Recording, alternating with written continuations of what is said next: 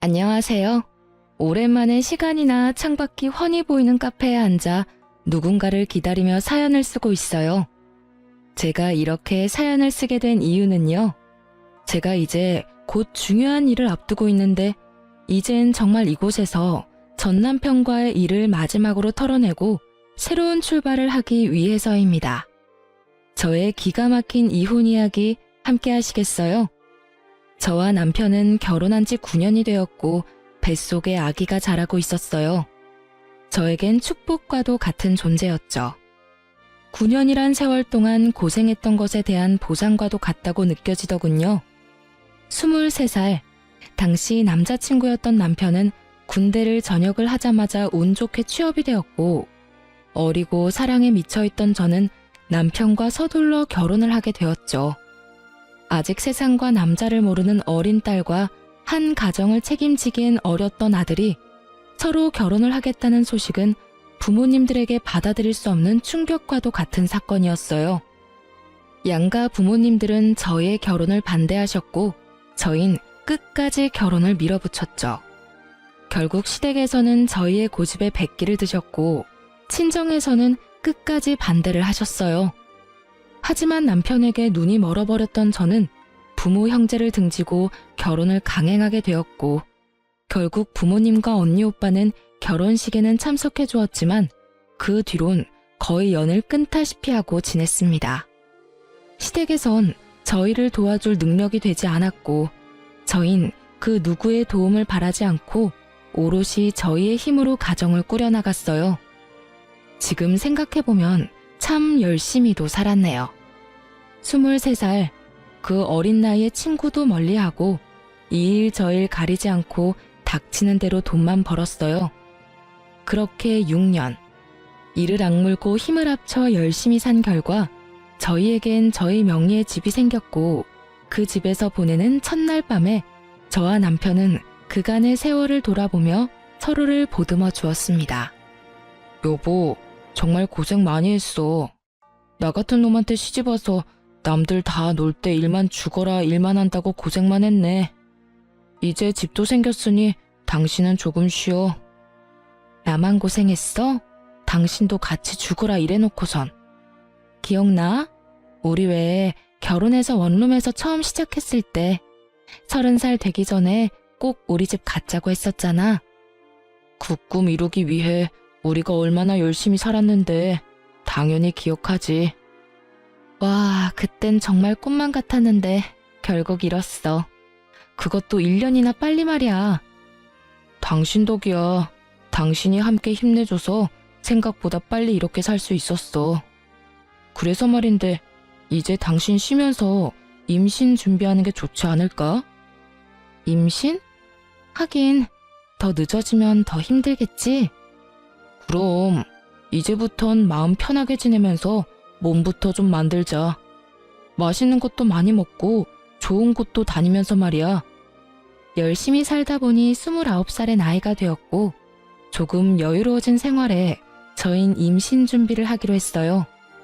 마음만 먹으면 당연히 될 것만 같았던 임신은 쉽지 않았고 계속되는 실패에 처음엔 괜찮다고 서로를 위로하던 말들도 점차 사라지더군요. 그렇게 남편과 저는 몸도 마음도 점점 지쳐만 갔고 어느새 한 줄뿐인 테스트기를 보곤 말 한마디도 없이 다음 배란일이 언제인지 달력만 들여다보고 있더군요. 그런 저희의 모습을 자각했을 땐 이미 남편과 저는 기계와도 같은 의무적인 관계를 가지는 사람, 그 이상 그 이하도 아니었습니다. 그 당시 임신이란 열심히만 하면 뭐든 다 이뤄낼 수 있다고 믿어 의심치 않던 남편과 저의 신념을 그야말로 산산조각을 내는 것이었고 그랬기에 거듭되는 실패에 더 큰 좌절과 함께 지쳐가게 되었죠. 그렇게 지쳐가던 어느 날 오랜만에 화장대에 앉아 거울을 가만히 보는데 30살도 되지 않은 파릇해야 하는 여자가 아닌 40대는 좋게 되어 보이는 암울한 세상에 찌들 대로 찌든 여자가 앉아있더군요. 안쓰럽더군요. 얼마나 정신없이 살았으면 제 모습이 이렇게 변해가는 동안 거울 한 번 제대로 본 적이 없나 싶은 마음이 들어서요. 그때야 그런 생각이 들었어요. 이렇게 살아서 뭐 하나, 이러려고 그렇게 이를 꽉 깨물고 죽어라 열심히만 살았나 하고요. 저요, 결혼하고 그 세월 동안 봄에 피는 꽃도 여름에 우거지는 그늘에서 쉬어본 적도, 가을에 예쁘게 물든 단풍잎을 맞아본 적도, 겨울에 내리는 첫눈을 넋놓고 바라본 적도 없이 참 열심히만 살았거든요. 그런데 그럴 여유도 틈도 없이 정직하고 열심히 산 결과가 세상 풍파를 다 맞은 모습이라니 너무 서글프더라고요.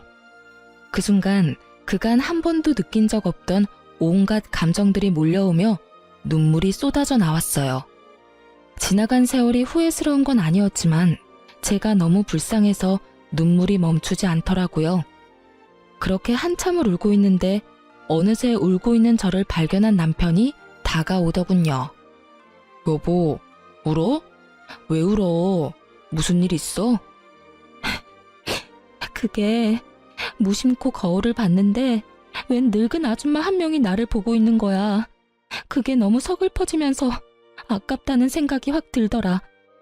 얼마나 대단하게 살 거라고 흘러가는 시간도 지나가는 계절도 즐기기는커녕 느낄 새도 없이 다 보내버렸는지. 당신은 아깝지 않아? 나만 이렇게 서글프고 아까운 거야? 말을 마친 저는 목을 놓아 울어버렸고 그런 저를 남편이 꼭 안아주며 이렇게 말하더군요. 여보, 이제 우리 다 내려놓고 우리만을 위해서 살자. 아기 가지려고 노력하는 것도 그만하고 그냥 우리만 생각하면서 지내자. 평소에 저였다면 아니라고 괜찮다며 다시 잘 준비해보자고 했을 텐데 그때 전 많이 지쳐 있었고 더는 힘을 낼 여유조차 남아있지 않아 남편에게 알겠다고 했어요. 그렇게 2달 뒤 몸이 조금 이상하다는 느낌이 들었고 혹시나 하는 마음에 병원에 갔더니 임신 4주차에 접어들었다고 하더라고요. 그때 그 행복감과 기쁨은 아직도 기억에 생생해요. 남편 역시 눈물까지 흘리며 행복해했고 그렇게 저와 남편은 이제 행복할 일만 남았다고 서로에게 말해주었습니다. 하지만 그 영원할 것만 같던 행복도 오래가지 않더군요. 전 입덧이 다른 사람보다 심한 편이었는데 구역질이나 먹지 않으면 허기짐에 구역질이 나고 먹으면 속이 더부룩해 변기통을 안고 살아야만 했죠. 계속되는 입덧에 회사 생활이 제대로 될 리가 없었고 자연스럽게 동료들에게 민폐만 끼치게 되었어요. 결국 전 휴직을 하기로 했고 집에서 휴식을 취하며 입덧을 견뎌내고 있었어요. 제대로 먹지는 못하고 토하는 생활이 반복되자 몰골은 말이 아니었지만 다행스럽게도 아기는 건강하게 잘 자라고 있다고 하니 그나마 다행이라고 생각하며 그 힘든 날들을 견디며 지내고 있었죠.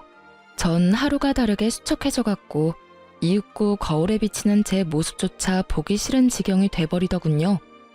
상황이 그렇게 되자 남편 역시 저를 멀리하는 것이 느껴지더라고요. 처음엔 입덧으로 고생하는 저를 안쓰러워하던 남편이었는데 어느 순간부턴 제가 화장실을 가려고 일어서기만 해도 한숨을 쉬는 지경이 되어버렸어요. 전 남편의 다정스러운 눈빛을 본 적이 언제인지 기억도 나지 않았고 투명스러운 눈빛과 함께 남편의 핀잔이 계속되고 있었어요. 얼굴이 도대체 그게 뭐야? 로션은 안 바르는 거야? 푸석푸석해서는.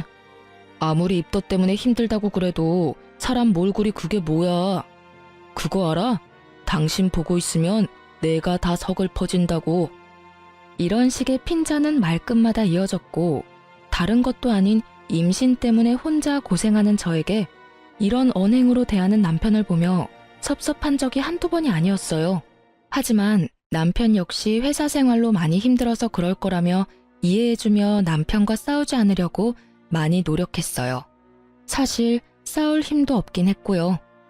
그러던 어느 날 유난스럽게 입덧이 심한 날이었는데 그날따라 생전 좋아하지도 않았던 요거트가 너무 먹고 싶은 거예요. 얼마나 먹고 싶은지 눈물이 다 나려고 해 전 배달 어플을 이용해 요거트를 시켜 먹게 되었고 그 결과는 참담했습니다. 그토록 눈물나게 먹고 싶었던 요거트를 한 입 먹는 순간 속이 마구 울렁이기 시작하는데 참아보려 해도 도저히 참아지지 않았고 그대로 전 화장실로 뛰어가 또다시 다 개워내게 되었어요. 그렇게 한바탕 개워내고 나오니 미간을 잔뜩 찌푸린 남편이 이렇게 말하더군요. 아, 진짜 그렇게 다 토해낼 거면 차라리 굶어. 돈 아깝게 그게 뭐 하는 짓이야? 그 말을 듣는데 전 그야말로 폭발하고 말았어요. 그게 나한테 할 말이야? 내가 일부러 토해? 내가 토하고 싶어서 토하냐고. 나도 그냥 맛있게 먹고 싶어. 그런데 그게 안 되는 걸 어떻게 해? 당신이 이런 내 심정을 알아? 그냥 가만히 앉아 있어도 놀이기구를 타고 있는 기분이야. 비포장 도로를 끊임없이 달리는 차 안에 갇힌 기분이라고. 저 역시 그 당시 몸도 마음도 힘든 상황이었기에 남편의 모진 말들을 참을 수가 없었고 그렇게 한바탕 쏟아내는데 갑자기 배에서 감당할 수 없는 고통이 느껴지더군요. 저는 배를 잡고 소리를 지르며 고꾸라졌고 놀란 남편은 저를 집에서 가까운 곳에 있던 대학병원으로 데리고 갔어요.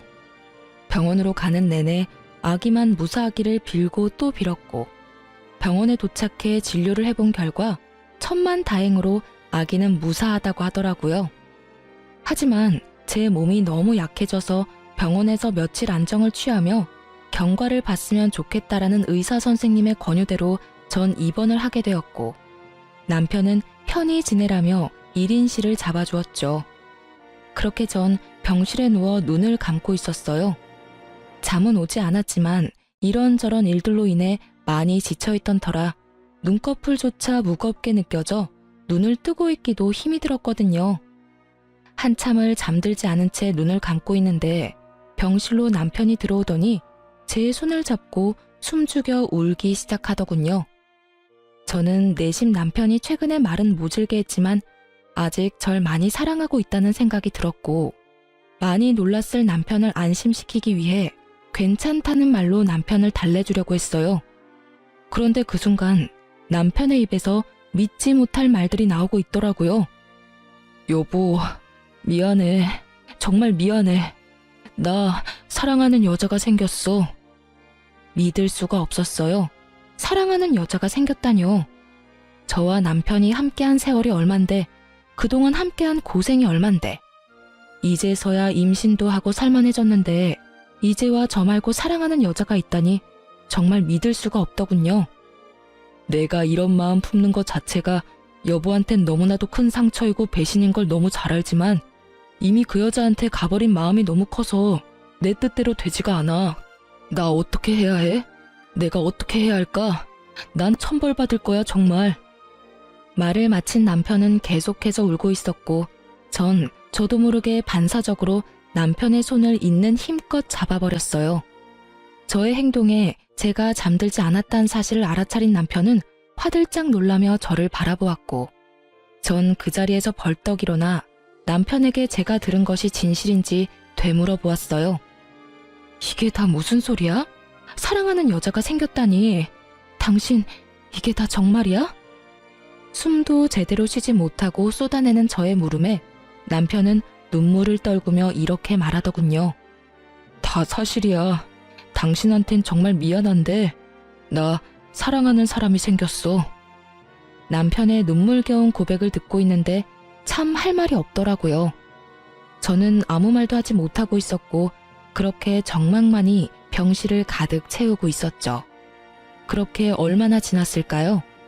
저는 여전히 고개를 숙인 채 저를 보지도 못하고 있는 남편에게 물었어요.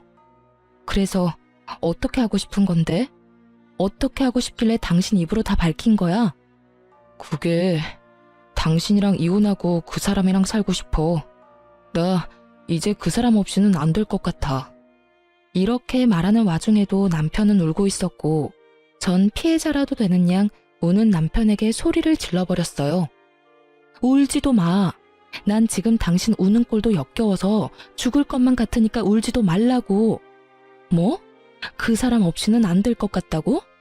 지금 그런 말을 나한테 하면서 울고 싶어? 울고 싶은 사람이 누군데?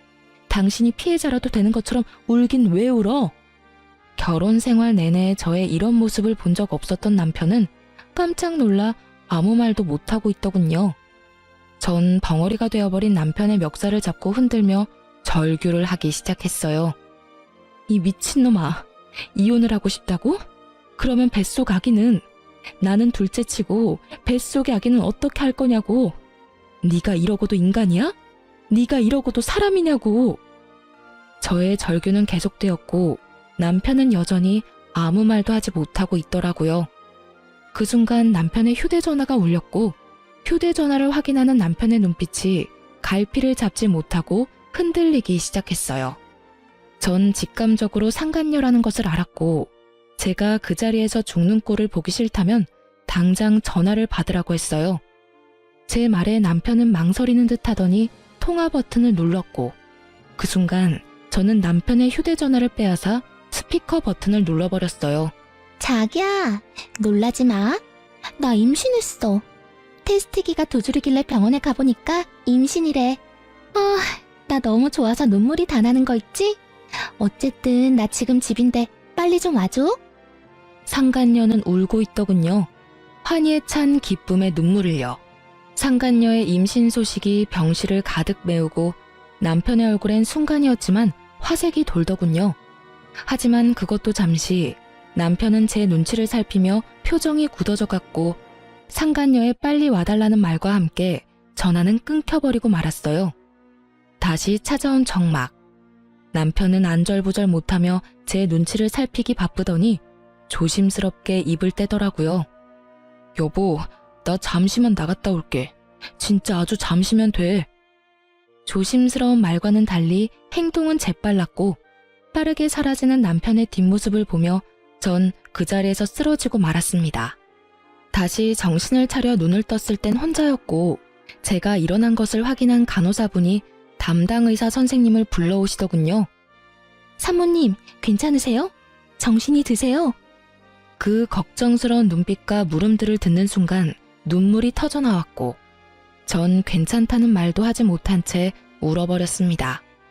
그 와중에도 다행인 건지 불행인 건지 아기는 무사했고 전 이 모든 상황들을 저와 함께 해준 아기를 지키기로 했어요. 물론 저 혼자서요. 남편과의 이혼은 피할 수도 피할 마음도 없었기에 저는 마음을 단단히 먹기로 했어요. 제가 첫 번째로 한 일은 흥신소를 통해 상간녀를 알아보는 일이었어요.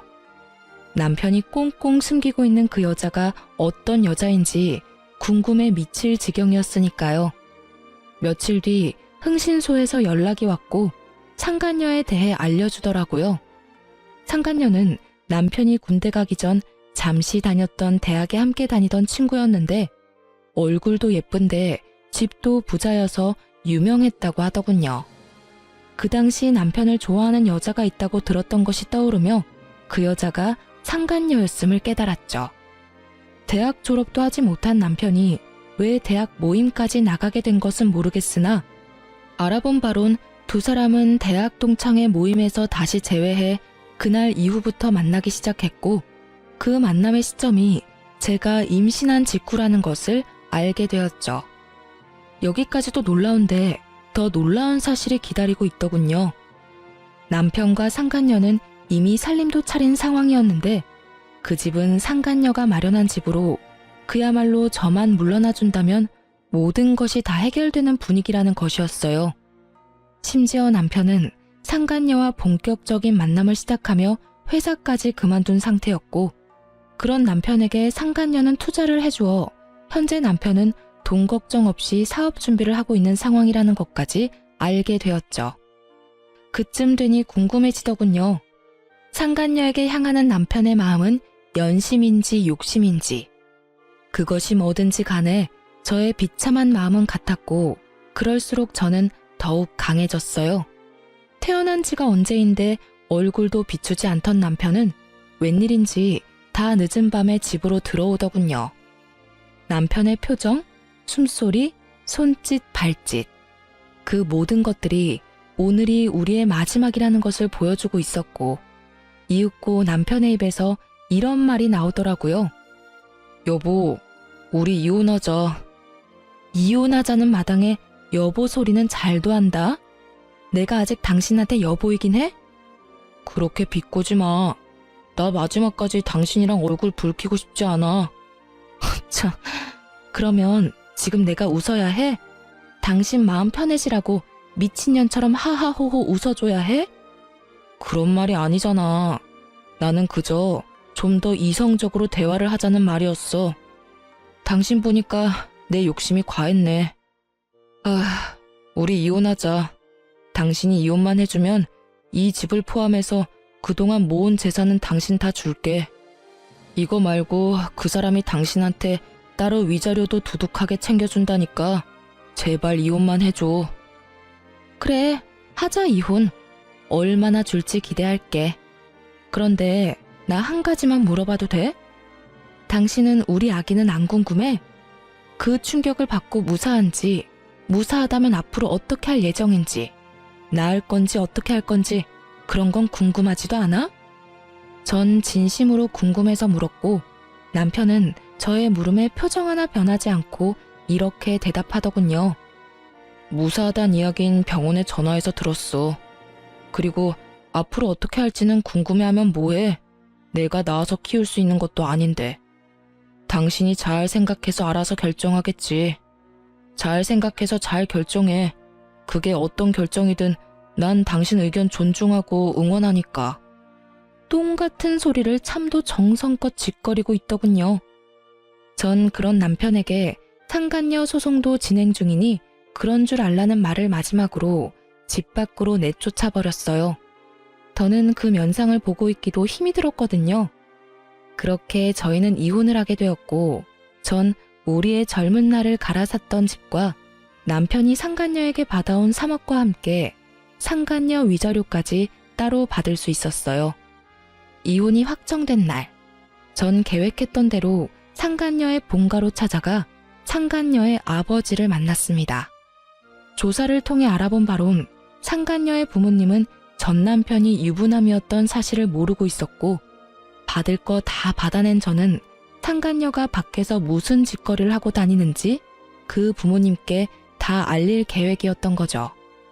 예상대로 저의 폭로에 상간녀의 아버지는 노발대발 난리가 났지만 비교적 상간녀의 어머니는 차분한 것으로 보아 대충 알고 있었던 눈치 같더라고요.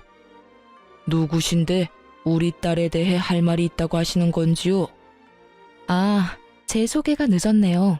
전 지금 따님이 만나고 있는 남자의 본처입니다. 정확히는 전부인 되겠네요. 오늘 이혼 확정이 났거든요. 네? 이혼이라니? 그럼 그 남자가 유부남이었단 말입니까? 우리 딸을 속였던 건가요? 아니요. 따님을 속인 것이 아니라 따님과 제 남편이었던 작자가 서로 불륜을 저질렀어요. 그래서 제가 물러나게 되었고요. 제 딸이 유부남인 걸 알고도 만났단 말입니까? 아니, 그럴 리가. 혹시 집을 잘못 찾아오신 거 아닌가요? 우리 딸이 만나는 남자가 있긴 합니다만 딸이 임신해 곧 결혼할 예정입니다. 유부남이 도대체 무슨 생각으로 처녀를 임신시키겠습니까? 전 끝까지 제 말을 믿지 못하는 상간녀의 아버지에게 두 사람의 다정한 모습이 찍힌 사진을 내밀어주며 말했습니다. 보시면 아시겠지만 따님 맞습니다. 참고로 제 뱃속에도 아기가 자라고 있는데 그것도 따님이 다 알고 있다고 하더군요. 참 웃기는 상황 아닌가요? 조광지처 뱃속에 있는 아기는 버려도 상간녀 뱃속에 있는 아기는 지키겠다는 그 꼴이요. 그러니 제가 어쩌겠어요? 물러서 줘야죠. 에휴, 그래서 원하는 게 뭡니까? 여기까지 찾아와서 이런 말 하는 거 보면 원하는 게 있을 텐데요. 그저 부모님께서도 자기 딸이 밖에서 어떤 짓거리를 하고 다니는지, 그 짓거리 덕분에 제 가정이 어떻게 망가졌는지 다 아셔야 할 것 같아서 찾아왔어요. 아, 굳이 원하는 게 있다면 따님을 좀 꾸짖어 주시면 좋을 것도 같네요. 자기네들끼리야 하늘 아래 둘도 없는 사랑이네 뭐네 곱게들 포장하지만 엄연히 죄잖아요, 불륜이라는 게. 그러면 따님 교육 제대로 해주세요. 갑자기 찾아와서 죄송했습니다. 저는 그대로 집을 나왔고 제가 현관문을 나오는데 머리끝까지 화가 난 상간녀의 아버지가 상간녀의 어머니를 쥐잡듯 잡으며 당장 상간녀를 부르라고 고함을 치는 소리가 들려오더군요. 그 소리를 들으며 집으로 돌아오는 발걸음이 얼마나 가벼웠던지 모릅니다. 그렇게 집으로 돌아온 전 이사할 예정이라 중요한 짐을 따로 추리고 있었고 상간녀에게 모든 이야기를 들은 전 남편이 역정을 내며 집으로 들어오더군요. 너 진짜 미쳤어? 돈은 다 받아 처먹고 뭐? 그 집을 찾아가? 네가 제정신이야? 이딴 식으로 행동할 거였으면 돈은 왜 받아갔어? 돈은 돈이고 이건 다른 문제지. 그 부모들도 알아야 하지 않겠어? 하나뿐인 외동딸이 밖에서 무슨 짓거리를 하고 돌아다니는지. 그래야 자식 교육을 똑바로 하지. 그래도 이건 너무하잖아. 꼭 이렇게까지 해야 했어? 군말 없이 이혼해줬는데 이 정도도 하면 안 돼? 너 때문에 지금 그 사람 아빠한테 붙잡혀서 질질 끌려갔어. 어쩔 거야? 어쩌긴 뭘 어째. 눈물이라도 흘려줘? 그거 참 안 됐다고 위로라도 해줄까? 그런 걸 원하니? 진짜 너 하여튼 오늘 일 때문에 그 사람 뱃속에 있는 아기라도 잘못됐다간 가만 안 있을 테니 그런 줄 알아? 전 남편은 악에 바친 듯 이를 꽉 깨물며 저에게 말했고 그런 전 남편의 모든 것이 어이가 없더군요. 그래서 전 어느새 꽤 나온 저의 배를 보여주며 이렇게 말했습니다. 이건 안 보여? 내 배는 안 보이냐고. 이 아기도 당신 아기야. 당신은 정말 이 아기는 보이지도 않는 거야? 저는 전 남편을 향해 목이 터져라 외쳤지만 전 남편은 그런 저에게 시선조차 주지 않았고 전 참지 못하고 전 남편의 뺨을 내리쳐버렸어요. 썩 꺼져. 빨리 꺼지라고. 앞으론 2번 다시 그 어떤 일로도 찾아오지 마.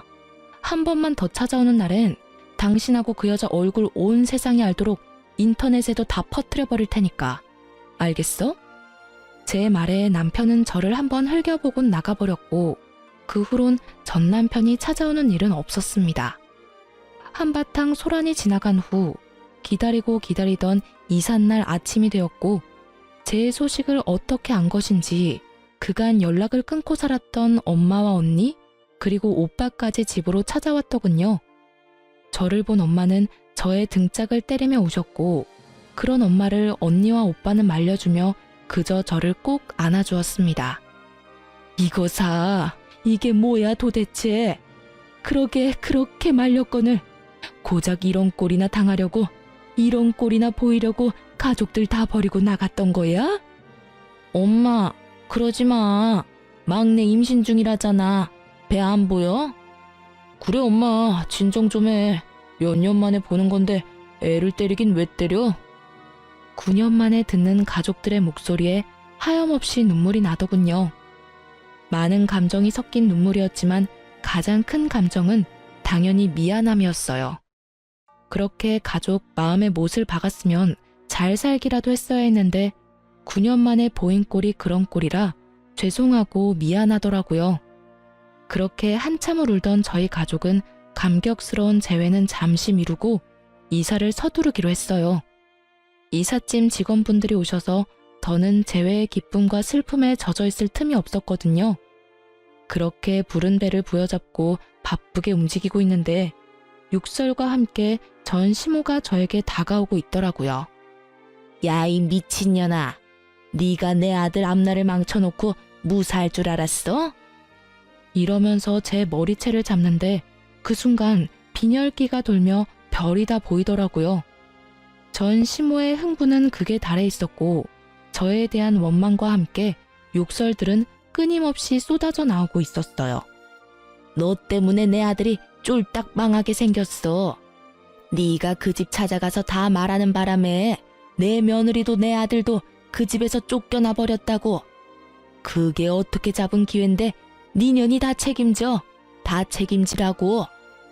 그 뒤로도 전 시모는 끊임없이 하소연과 함께 원망들을 쏟아냈고 이야기를 들어보니 모든 사실을 안 상간녀의 집에서는 상간녀에게 해주던 모든 지원을 끊어버렸고 두 사람이 살고 있던 집마저 뺏어버렸다고 하더군요. 한순간에 거지 신세가 된 두 사람이 집으로 찾아가 빌어봤지만 상간녀의 집에선 두 사람이 헤어지지 않는 이상 상간녀 역시 없는 자식으로 여기고 살 것이라는 답만 돌아왔고 상간녀는 하는 수 없이 전시댁으로 들어와서 살고 있다고 하더라고요. 한평생 고생이라곤 모르고 산 상간녀가 전시댁의 환경에서 산다는 건 고역과도 같은 일일 테죠.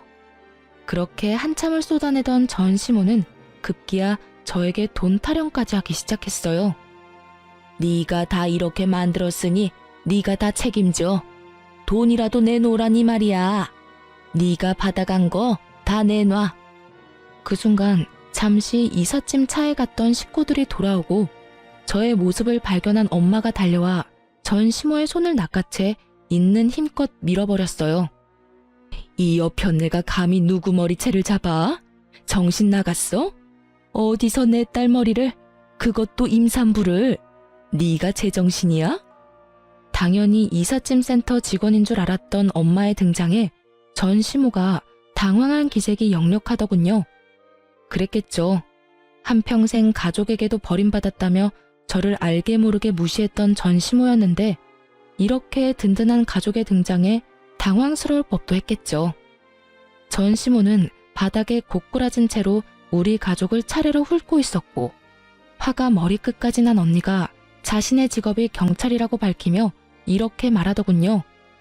아줌마, 한 번만 더 내 동생한테 욕하고 때리면 수갑 채워서 체포할 테니 각오하세요. 참고로 그렇게 잡혀가시면 합의는 없습니다. 아시겠어요? 이런 언니의 말에도 정신을 차리지 못한 전시모는 끝까지 돈 타령을 해대고 있었고 전 무슨 돈이냐며 물었죠. 다신 오지 않을 테니 돈 내놔.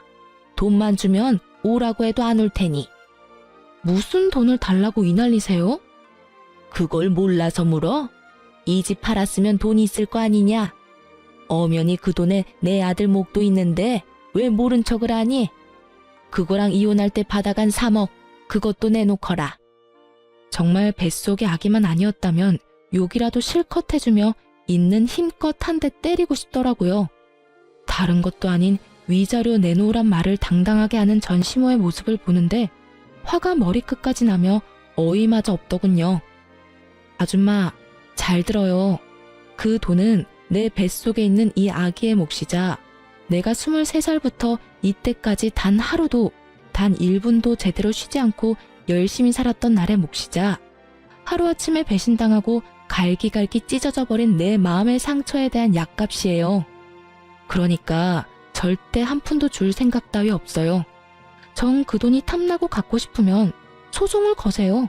저는 코웃음을 치며 전시모에게 말했고 제 말이 끝나자마자 변호사인 오빠가 나서 제 변호를 자처하고 나서더군요. 참고로 제 동생 변호는 제가 맡도록 하죠. 마침 그 분야가 제 전문이라 자신 있거든요. 그러니 언제든 소송 걸고 싶으면 걸도록 하시죠. 애꿎은 제 동생 괴롭히지 말고 법으로 이야기하자, 이 말입니다. 전시모는 꽤 많이 당황한 눈치이더군요. 그럴 수밖에 없는 것이 상견례도 없었고 결혼식에선 가족들을 따로 소개할 시간도 소개를 받고 싶어하는 마음도 없었기에 저희 가족들의 직업, 형편에 대해선 전혀 알지 못했거든요. 그 뒤론 연을 끊고 지내다시피 했으니 저희 친정이 꽤 산다는 것을 전혀 모르고 있었으니까요. 전시모는 오빠의 말이 끝나자 당황한 눈초리로 가족들을 번갈아 살피기 시작하더군요. 경찰인 언니의 변호사인 오빠, 그리고 있어 보이는 엄마의 차림새까지. 찰나의 순간 가족들을 살핀 전시모는 갑자기 태세를 바꿔 저에게 무릎까지 꿇고 애원하기 시작하더군요. 아가, 내가 잠시 미쳤었구나. 내 아들이 하루아침에 거지꼴이 되어서 집으로 들어왔는데 어떤 부모가 제정신일 수가 있겠어. 너도 뱃속에 아기가 있으니 조금은 이해를 할 거다. 그러니 방금 전 내 행동은 네가 이해를 좀 해주렴. 그리고 이해하는 김에 내 아들도 좀 이해해주면 안 되겠니? 말이야 바른 말이라고. 여자가 작정하고 꼬시는데 남자가 어쩌겠어. 그간의 정을 생각해서라도 네가 이해하고 용서 좀 해주렴. 네가 용서만 해주면 내 아들도 다시 너한테 돌아올 거고, 그렇게 두 사람 제외하게 되면 뱃속의 아기한테도 좋지 않겠어? 애를 생각해야지. 이 험한 세상에 애를 혼자 낳아서 어쩔 생각이니? 남들 다 있는 아빠, 우리 손주한테서 뺏을 생각은 아니지? 이때껏 한 번도 꺼내지 않던 손주 이야기까지 들먹이며 애원하는 꼴이 참 가증스럽기 그지없더군요. 엄마 역시 저와 생각이 같았는지 전 시모의 말에 한마디의 대꾸도 없이 시모를 질질 끌어다 내쫓아버렸고 저의 이사는 무사히 마칠 수 있었습니다. 그날 이후 전 가족의 품으로 돌아가게 되었어요. 이미 사버린 집은 세를 주기로 했고 가족의 뜻에 따라 친정에서 지내게 된 것이죠. 그렇게 친정에서 지내는 동안 출산 날이 가까워졌고 입원을 했던 대학병원에서 진료를 계속 보며 그곳에서 출산까지 하기로 했습니다. 출산을 하기 전 마지막 진료 날, 언니와 함께 병원에 갔는데 그곳에서 전 생각지도 못한 사람을 만나게 되었어요. 그건 바로 상간녀와 전 남편이었어요. 그토록 화려하고 당당하던 상간녀의 모습은 온데간데 없이 사라지고 행색이 초라한 배불뚝이 여자가 전 남편과 옆에 자리하고 있더군요. 한 걸음씩 한 걸음씩 두 사람과 가까워졌고 저와 언니를 발견한 상간녀는 두 눈이 동그래지더니 이내 승리의 표정을 지으며 전 남편의 팔짱까지 급하게 끼고 저에게 다가와 인사를 건네더라고요. 오랜만이네요. 잘 지냈어요? 아, 이런 질문 좀 그런가요? 하긴 잘 지낼 턱이 없는데 질문이 좀 그랬죠? 방금 전까지 전 남편과 돈 때문에 다투는 소리를 다 들었는데 이렇게까지 해서 저에게 아는 척이 하고 싶은 그 마음이 다 궁금하더군요. 그런데 그 애는 정말 낳아서 혼자 키울 수 있다고 생각해요? 진작 지우지. 이게 무슨 청승맞은 짓이에요. 뭐라고? 너 말 다 했니? 그게 네가 나한테 할 말이야? 왜 화를 내고 난리래? 다 걱정해서 하는 말인데. 아, 그리고 혹시나 해서 하는 말인데 양육비 이런 건 바라지도 말아요.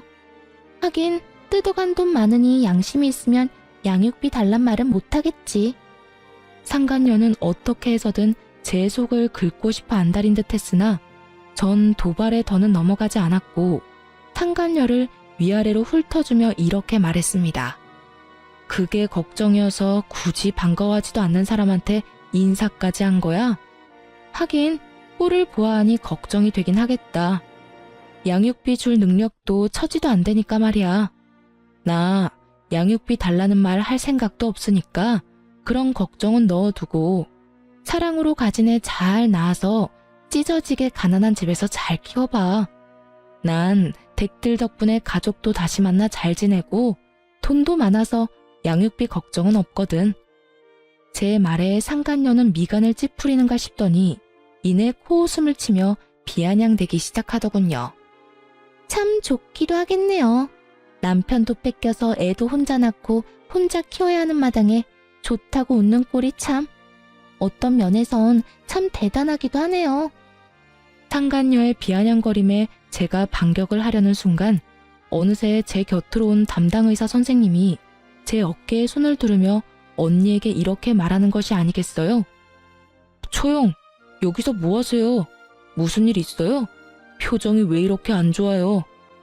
처영이라니. 전 크게 당황을 했고 언니 역시 당황한 기색이 역력했지만 그것도 잠시 천연덕스럽게 선생님께 제부라고 하며 상황을 설명하기 시작하더군요.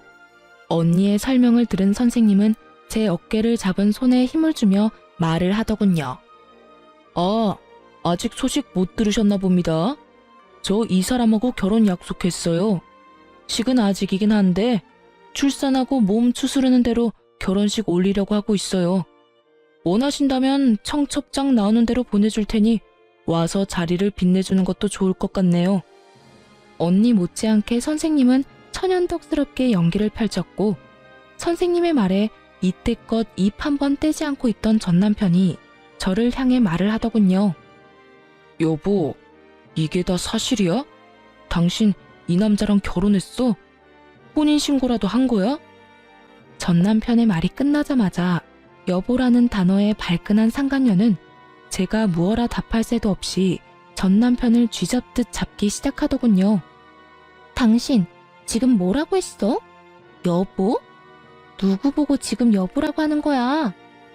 상간녀의 말에 전 남편은 그제야 자신이 어떤 단어를 썼는지 자각한 듯 새하얗게 질린 얼굴로 말까지 더듬더라고요. 아니 그게 습관적으로 나도 모르게 튀어나왔어. 그걸 지금 말이라고 해? 당신은 아직도 저 여자하고 결혼한 사이라고 착각하는가 봐. 아니, 저 여자랑 다시 살고 싶기라도 한 거야? 무슨 말을 또 그렇게 해. 실수라고 했잖아.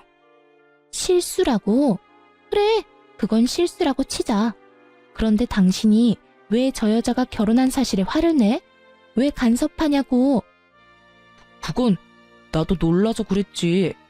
당신 지금 너무 흥분했어. 진정 좀 하고 진료나 보러 가자. 예약 시간 다 됐어. 지금 내가 진료 보게 생겼어? 당신 같으면 이 기분에 진료가 보고 싶겠냐고. 내가 누구 때문에 이 모양 이 꼴로 살고 있는데, 내가 왜 이런 거짓꼴로 살고 있는데, 당신 하나 보고 다 버리고 와서 이렇게 사는 난 신경도 안 쓰면서 전부인이 재혼한 사실이 그렇게 신경 쓰여? 상간녀는 악을 쓰며 남편을 닥달했고 그런 상간녀의 말이 지긋지긋하다는 듯 전 남편은 짜증을 섞으며 답을 하더군요. 내가 당신한테 가족 버리고 나한테 와달라고 했어? 당신이 좋아서 다 버리고 나한테 와놓고 왜 또 그런 말을 하는 거야? 지겹지도 않아? 무슨 일만 일어났다 하면 이 모양 이 꼴 타령하는 거? 나야말로 누구 때문에 그 좋은 회사까지 그만두고 이 모양 이 꼴이 됐는데 다 당신이 투자해준다고 해서 이렇게 된 거잖아. 두 사람은 급기야 언성까지 높이며 싸우기 시작했고 그 광경을 지켜보던 선생님은 제 손을 진료실로 이끌며 이렇게 말했어요. 우린 이만 들어가요. 이런 난장판은 뱃속의 아기한테 좋지 않아요. 얼른요. 그렇게 선생님의 손에 이끌려 진료실 의자에 앉은 전 어리둥절했고 이내 간호사 선생님이 들어오셔 두 사람이 난동에 가까운 싸움을 하다 결국 병원에서 쫓겨났다고 하더군요. 그 만남을 마지막으로 전 다신 그 사람들을 만나기는커녕 소식조차 들을 수도 없었습니다. 그렇게 정말 전 남편과의 모든 것이 끝이 나고 전 무사히 출산했습니다. 출산 이후 전 제 소중한 보물을 안겨주신 선생님께 보백받게 되었어요. 사실 병원에 처음 와 전 남편의 외도 사실을 알게 되었을 때 걱정스러운 눈빛으로 절 위로해준 그 선생님이 저의 담당 선생님이었고 선생님의 말에 의하면 그날부터 제가 신경이 쓰였다고 하더군요. 처음엔 그저 제가 불쌍했다고 했어요. 불쌍해서 눈길이 더 가고 마음이 더 쓰였다고요. 그래서 진료를 볼 때도 더욱 신경을 써주었고 제가 배가 심하게 뭉쳐 병원에 갑자기 왔다는 연락이라도 받을 때면 그게 언제든 어디에 있든 병원으로 뛰어와 제 진료를 봐주셨다고 하더라고요. 그렇게 측은심에 제가 눈에 밟혔는데 그 측은심이 어느 날부턴 저를 지켜주고 싶고 제가 보고 싶어졌다며 저를 좋아하는 것 같다고 마음을 고백해 오더군요. 지금 당장 대답해달라는 건 아니에요. 지금 상황이 좋지 않다는 것도 알고 저한테 신경을 쓸 틈도 없다는 거 누구보다 잘 아니깐요. 그냥 제가 곁에서 맴돌 테니 그것만 막지 말아주세요. 그렇게만 해준다면 저는 언제까지고 기다릴 수 있어요. 그저 저를 지켜봐 주세요. 처음엔 그냥 아무런 대답도 하지 않고 무시했던 것 같아요. 전 남편에 대한 상처가 크기도 했지만 무엇보다 큰 이유는 염치가 없어서였어요. 애 딸린 이혼녀와 총각인 대학병원 의사 선생님이라니 거부할 염치조차도 없더군요. 하지만 선생님은 저를 포기하지 않았고 부담스럽지 않게 저의 곁을 지키면서 제 아들조차 사랑으로 품어주고 있더라고요. 그렇게 4년을 한결같이 저와 제 아들을 지켜준 선생님께 마음의 문을 열게 되었고 선생님은 저의 남자친구가 되었어요. 그리고 곧 저는 저와 아들을 세상 누구보다 사랑해주는 남자친구와 결혼을 할 예정이에요. 말이 씨가 된다고 하더니 전 남편과 상간녀 앞에서 저와 결혼한 사이라고 거짓말을 하던 모습이 엊그제 같은데 그 결혼이 현실이 되었지 뭐예요? 남자친구의 말론 그때 자신의 마음을 확신했다고 하더군요. 물론 예비 시댁에서도 저와 아들을 많이 아껴주세요. 처음 저의 이야기를 남자친구에게 들었을 땐 걱정이 많으셨다고 하시더군요. 아무래도 그럴 수밖에 없는 상황이긴 했죠. 온 정성을 다해 사랑으로 키운 아들이 어느 날 갑자기 사랑하는 여자가 생겼다고 해서 누구보다 기뻐하셨는데 그 여자가 이혼녀인 것도 모자라 갓난아기까지 있다고 하니까요. 어떻게든 설득을 해보려 했지만 남자친구는 흔들리지 않았고 일단 얼굴이나 보자 하는 마음으로 저를 만나러 나오셨다고 하셨어요. 그렇게 저를 처음 만난 날 저와 예비 시부모님은 많은 이야기를 나눴고 헤어지는 순간에 제 손을 잡아주시며 이렇게 말씀해 주시더군요. 사실 오늘 이 자리 나올 때까진 좋은 말로 설득해서 헤어지게 만들 생각이었어. 생각 있는 여자라면 헤어질 테니 말이야. 그럴 생각으로 나온 자리인데 막상 만나서 이야기 나눠보니 우리 애가 왜 그렇게 매달렸는지 알 것 같네. 앞으로 우리 아들이랑 잘 지내줘. 그렇게 잘 지내다가 우리 가족으로 와주면 더 좋고. 이렇게 말씀해 주시는데 얼마나 많이 울었는지 몰라요. 그 마음이 너무나도 감사하고 또 그 감사한 마음이 드는 것이 염치도 없어서요. 제가 자식을 키워보니 알겠더라고요. 그것이 얼마나 큰 결정이었는지. 그래서 저도 그런 마음을 저버리지 않게 열심히 노력해 보려고 합니다. 제가 사연 처음에 말씀드렸었죠? 누군가를 기다리며 사연을 쓰고 있다고. 그 기다리던 사람이 다름 아닌 남편과 제 아들입니다. 저를 여기에 앉혀두곤 장난감을 사러 간다고 나간 두 사람인데 이 긴 사연을 쓸 때까지 돌아오지 않고 있네요. 아마 모르긴 몰라도 장난감을 사러 간 두 사람은 장난감 가게를 살 태세로 쇼핑을 하고 있는 모양이에요. 가끔 이럴 때가 있어 제가 두 사람을 잡으러 간 적이 한두 번이 아니거든요. 전 이만 인사를 드리고 가봐야 할 것 같아요. 마지막으로 저의 지옥 같던 세월을 여기에 털어버렸으니 이제 저도 행복하게 새로운 인생을 살 수 있겠죠? 어쨌든 지금 두 남자의 과분한 사랑을 받으며 행복하게 잘 살고 있으니 여러분도 제 걱정보단 앞날에 대한 응원을 부탁드리며 전 이만 물러가 볼게요. 긴 이야기 들어주셔서 감사합니다.